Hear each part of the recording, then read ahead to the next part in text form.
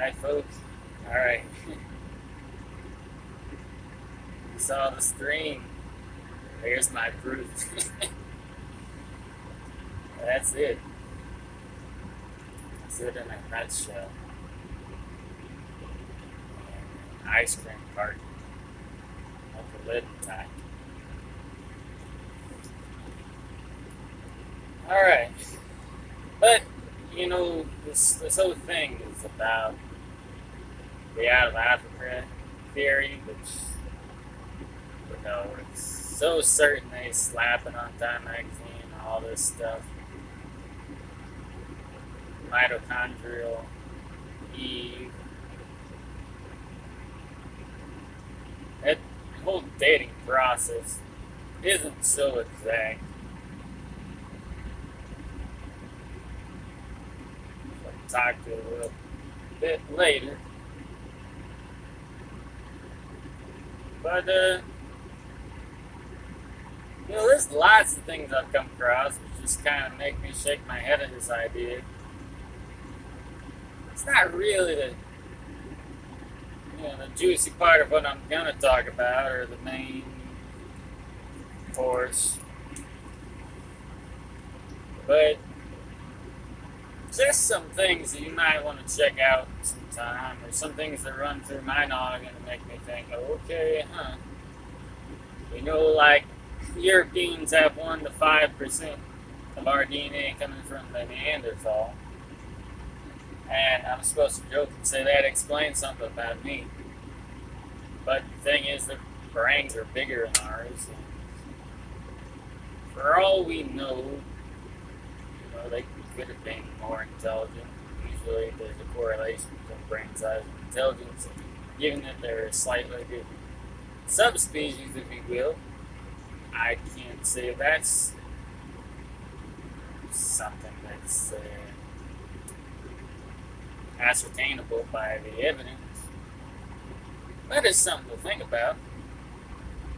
That is true where they do such studies like in India and stuff, where you won't lose your job if you propose to study skull size and intelligence.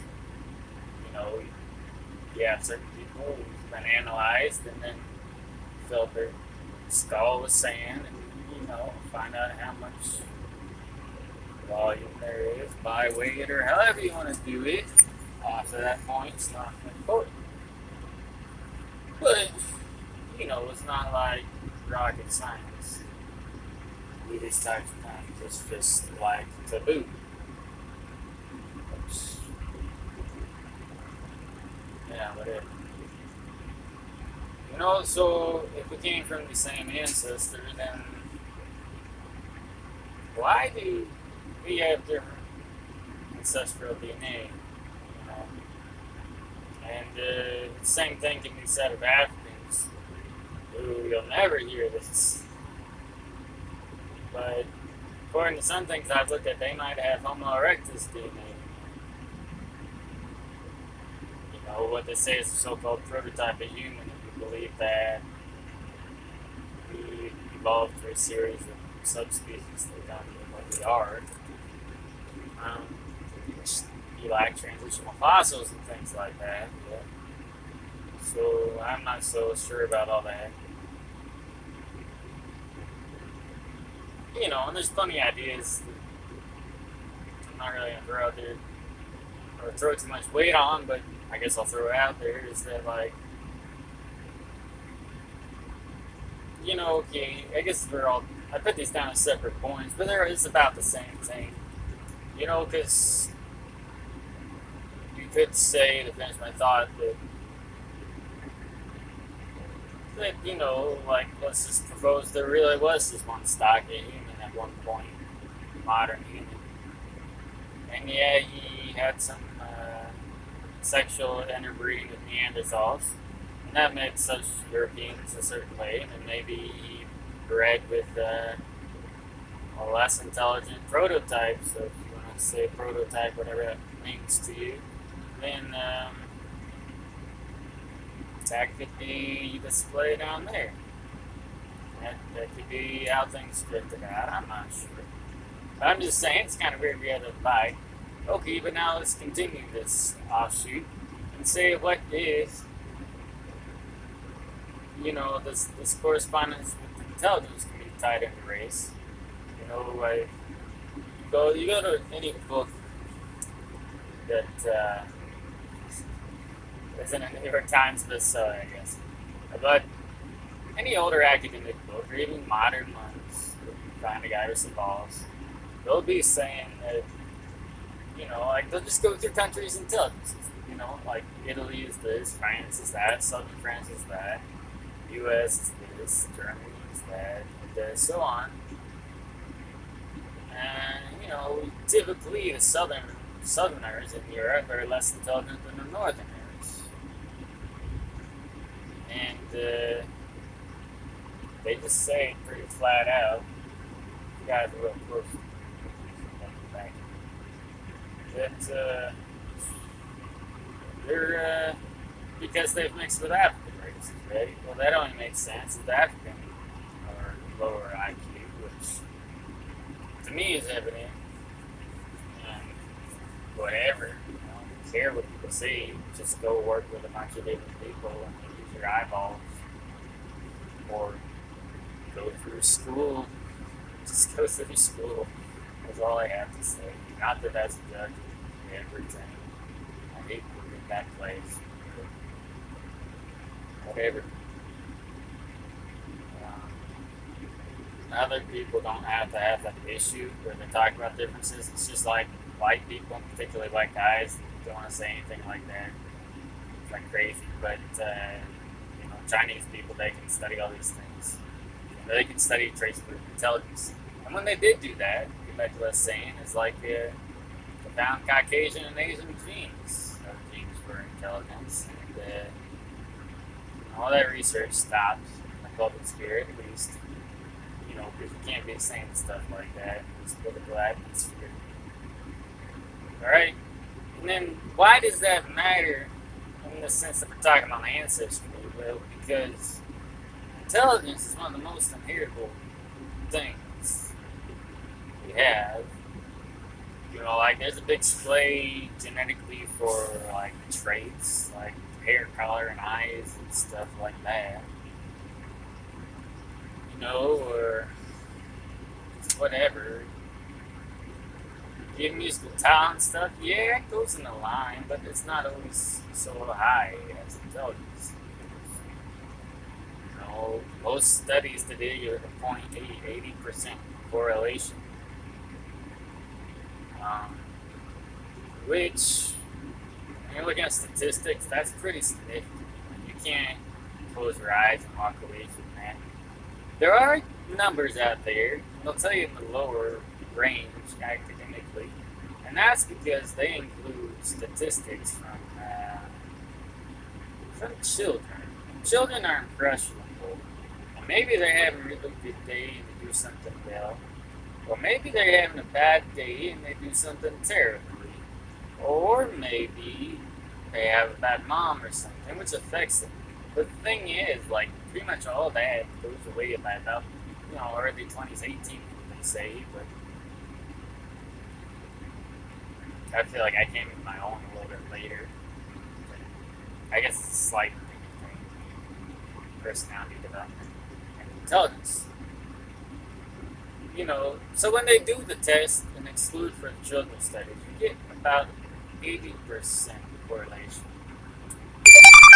Alright, and it's usually slightly negative in the sense that you're becoming a little less intelligent this generation. Okay, but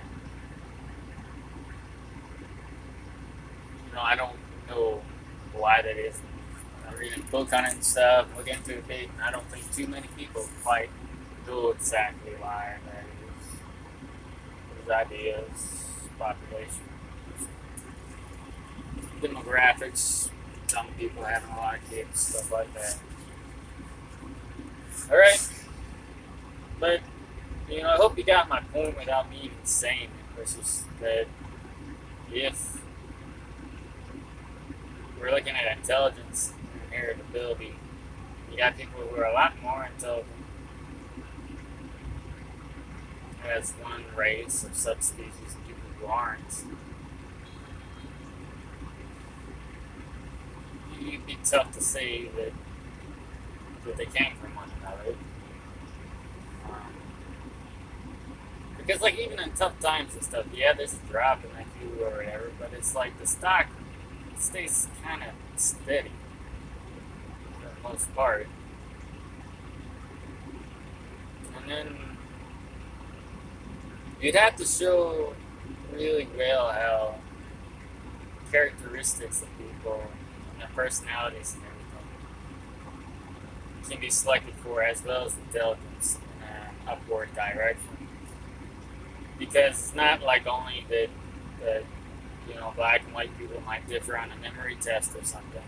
It's that they have so many other different characteristics, different attitudes, different ways of going about reproduction by and large. And you know what I mean? Like I would just have to see some idea that like crazy tough times, change the base rather than simply select a new base which is similar from an older substrate. Because you can tell smart white people from like average white people, but they still will have very common traits. I don't want to say personalities because that's too specific and vague, but it's ways of going about things, thought processes, attitudes. So I'm saying, like, it's kind of like, intelligence and IQ is not everything at all. It's something that can be measured, passed down, so it's something to think about, but you can't just say one factor, like, okay, it was cold and smart people figured out how to get by hunting better or something. Like, sure, I'm sure it happened, but does that change my base nature as a people, or does that just mean that some dummies are going to starve, or some people who aren't socially adept enough to get in good with the good hunters? If that's even a thing, that's another thing. All these little ideas are based on the premise of people evolving, natural selection and stuff. And again, like, I just looking at things, I never see intelligence increasing at all. So that's just a big hole right there, is all I'm saying. Like, intelligence is inheritable, this and that. It has traits, but unless I'm seeing like some way that we're not just in a just dysgenic nightmare of sorts, like if I see some order coming from chaos somehow, maybe. But that's not what I see. It seems more likely to me that we're all just created. Because that's just some of my ideas. Also, some other things that aren't really the beef is that you find all kinds of weird things. Not kind of fringe, but I'm saying, like, yeah, whatever. But there's mummies with red hair in Egypt. Same in China, very Caucasian-looking people who,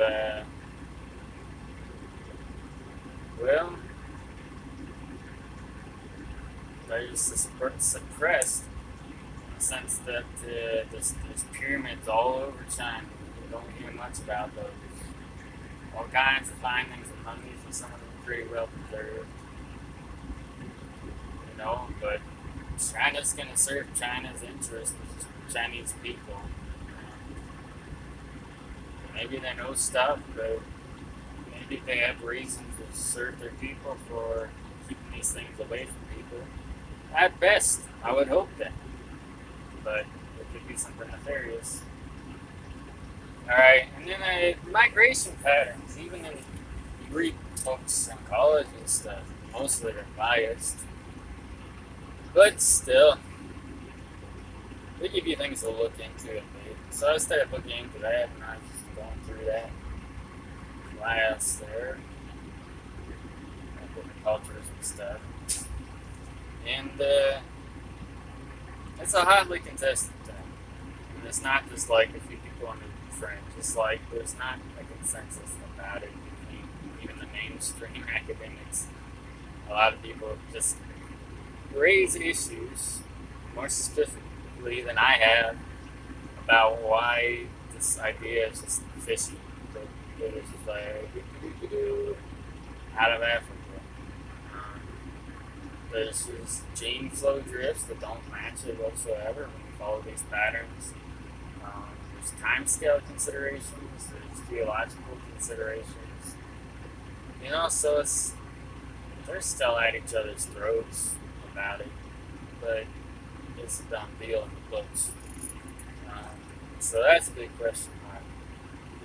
And so I guess to sum up my pretty little synopsis, little question marks and red flags about the whole idea. It's just like, okay, we have Neanderthal blood, DNA. Where is that coming from? And why don't they have it? Why don't we have Homo erectus blood? They do. Another thing is if we came from a Homo erectus, then did we just like spit on that side of our family and disown it or something? Okay, and then there's the whole IQ thing. It's heritable. Um, different archaeological findings of Caucasian people in non-Caucasian places, currently anyway. The lack of, I would say lack, maybe it's there, but I haven't really seen proper mutations, like beneficial ones. I think maybe astronauts do have some for intelligence, but I'm not sure if they really do, or if they just have ones that make them intelligent, but then they also have these other problems. Parkinson's, epilepsy or whatever, some nerve problems. So. And I don't know if it's from the same gene or different ones. I think it's the different ones, but don't quote me on that. Alright, and then, I guess lastly, siblings. I guess to add to the whole genetic conundrum, like intelligence. It's like, when you do identical twins, that figure goes to like 96, 98%. Like two twins, they're going to share intelligence pretty well. And you can compare that two ways. You can compare it in the family unit to control for environment. And you can like an intelligent, they're not intelligent, but the intelligence of identical twins separated in different households. And there's still a good correlation.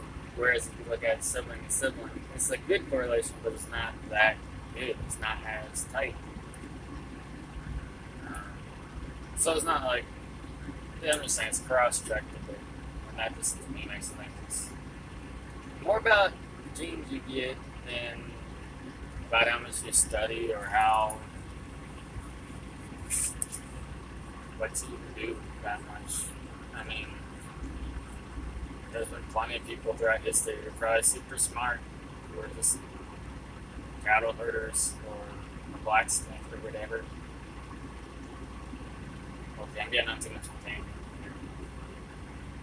But it just makes me think that the people in the past were very intelligent. There's certain analysis that go on where a guy uses these certain criteria, some art and literature and vocabulary and sentence structure and all this stuff to come up with an IQ.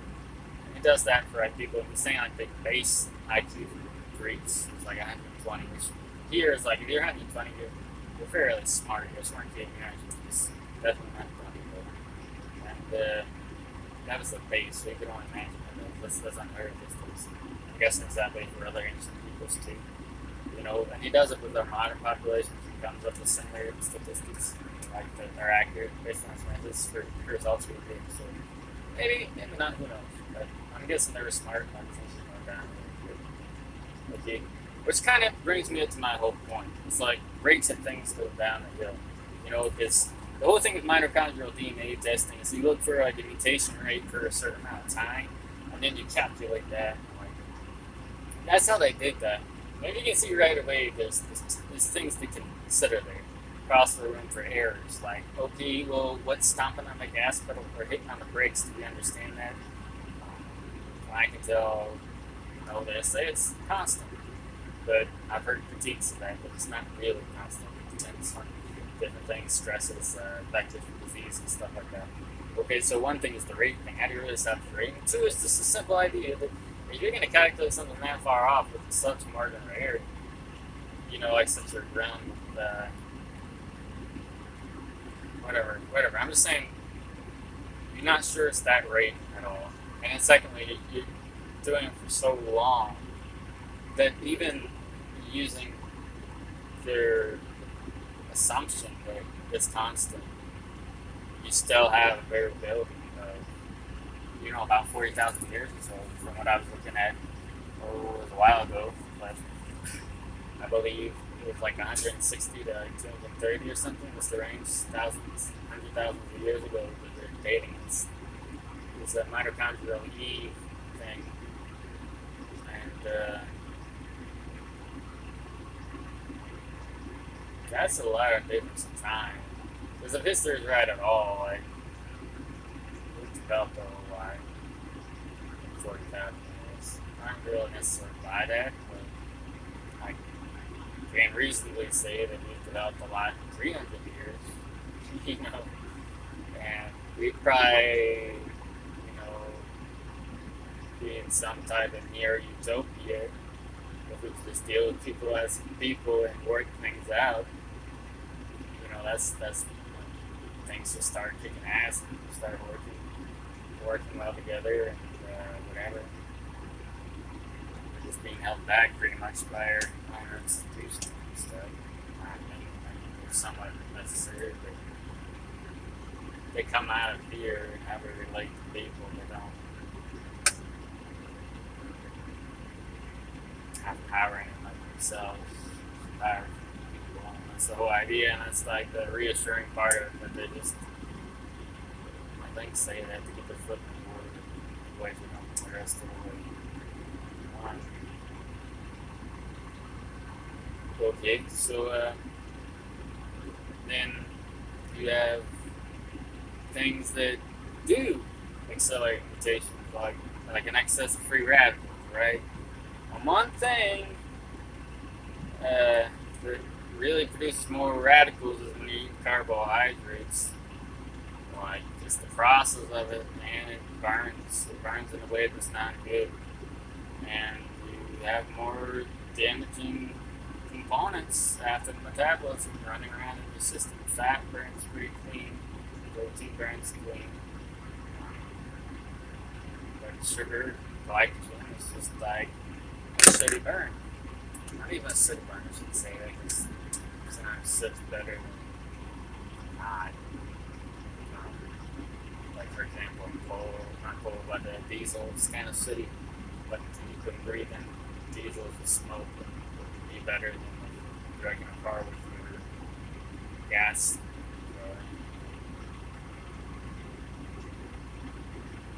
Regardless. It's just like, so in the South, you typically have more availability of carbohydrates. More carbohydrate, more oxidation over thousands of years.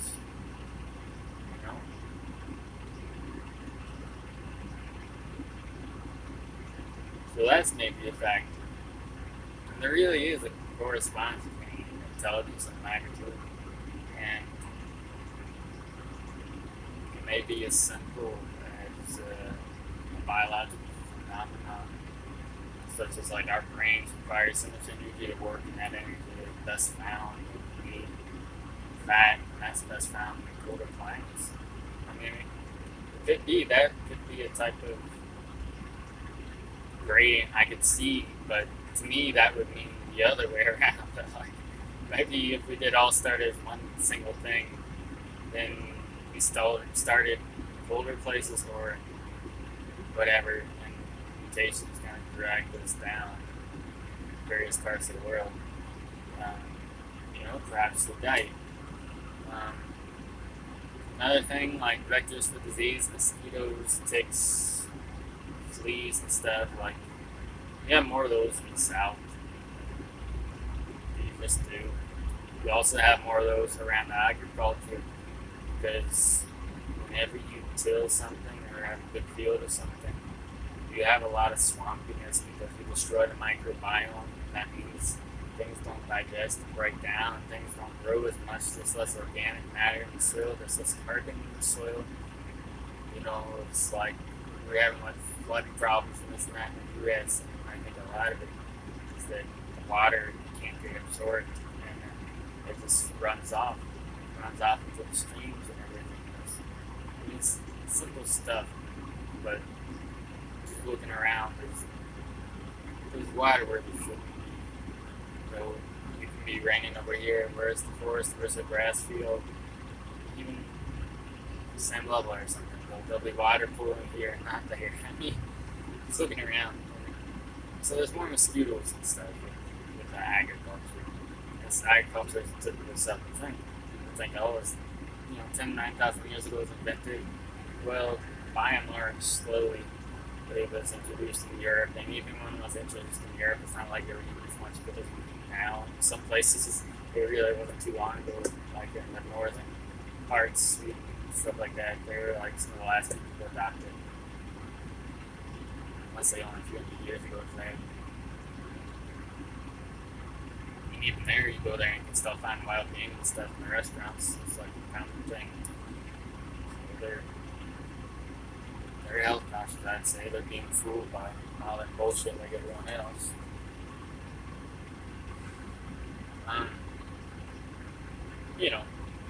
Anyway, viruses and stuff like that, or whatever, illnesses. You can't really say viruses because who knows exactly how illnesses work. But either way, those symptoms, those illnesses, they are associated with mutations and things like that. So you have more of those, you have more vectors for disease, and maybe that has something to do with the intelligence thing and whatever.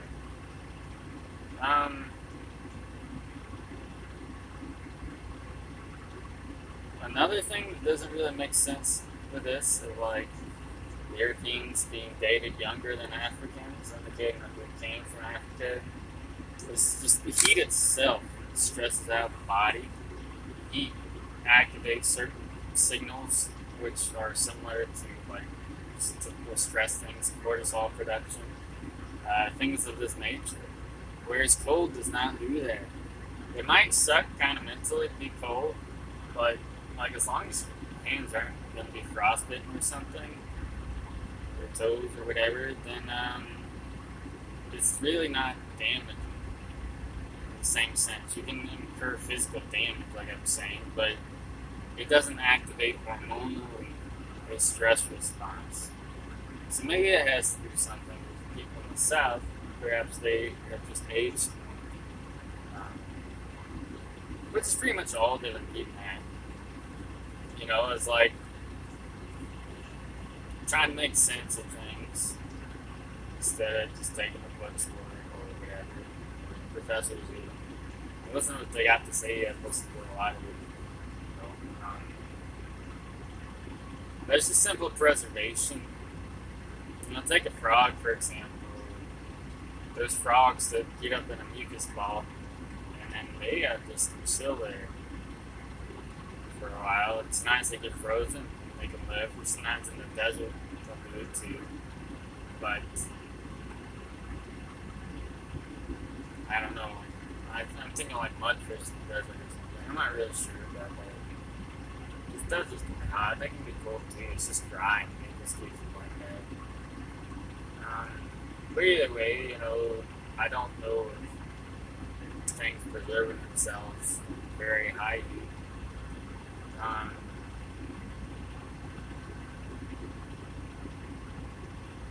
There's limited success in the whole freezing things and bringing it back to life. But at room temperature, everything just kind of decays slowly. We all decay.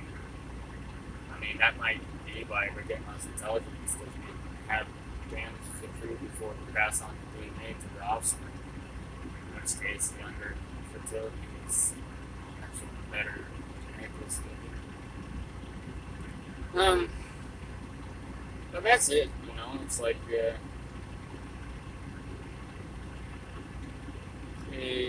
if we all did start in the same condition, have Caucasian and Asians just been in the freezer, and people north of the equator have been left out in room temperature. It's like dating longer because they have had more mutations.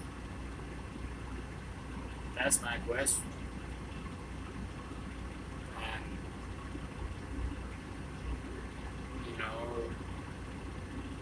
And it could simply be that we were all created different too. That really could be, but I'm just playing around in the sandbox. You know what I mean?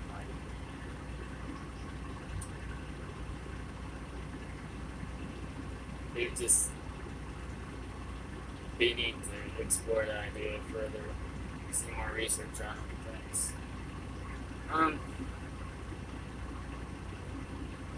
But when I think about it, the breeding thing really sticks out in my head. And that's not the strongest part of my argument, but now we have like Neanderthal and they have Homo erectus.